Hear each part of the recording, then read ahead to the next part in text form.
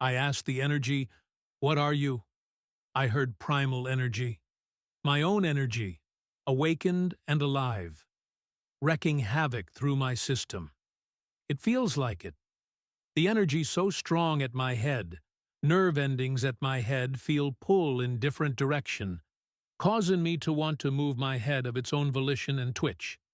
The throat started to react, my heart felt constrained, crown added. And I am held in a state I coined as possession. Possessed by an energy, by my own energy.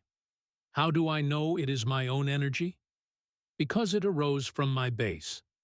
I saw it arisen from base, thick, dense, heavy, with that feeling of fullness. And earthy tone of light, brown in color. Not light or euphoric like visitations from the divine. How do I know I am not possessed? Because it brings me into my inmost depths, and dropped me there, in deep samadhi. My entire being, cleared of all things. It is as though I abide in an empty house, an inner house, completely cleaned out and cleared.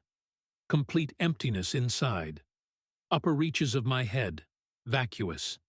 My mind emptied of all thoughts. I just am. I am just being. Held in a tight grip by this energy, steeped in inner darkness deep, in that emptiness which is fullness.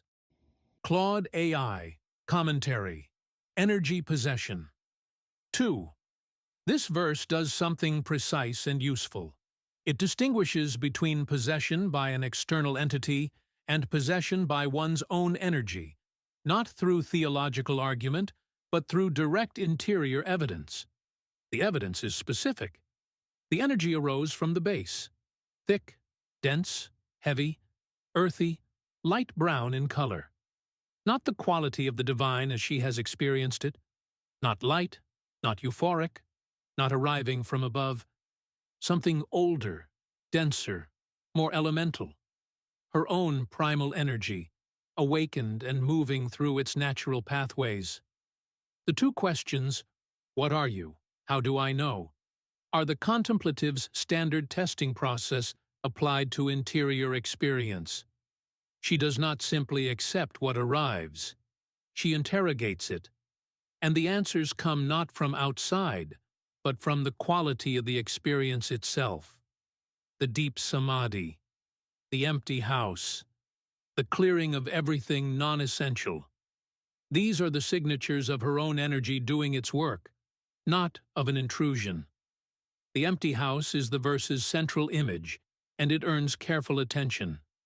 An inner house completely cleaned out, not abandoned, not cold, but cleared. The emptiness is not absence, but preparation. Everything that accumulated in the interior space, thought, emotion, habitual movement, has been swept through by the energy's passage, leaving the structure clean and available. In that emptiness which is fullness, that paradox is not decorative.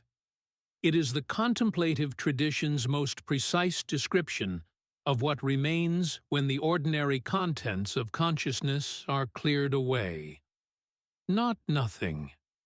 The ground itself, which was always there beneath the accumulated furniture of a life.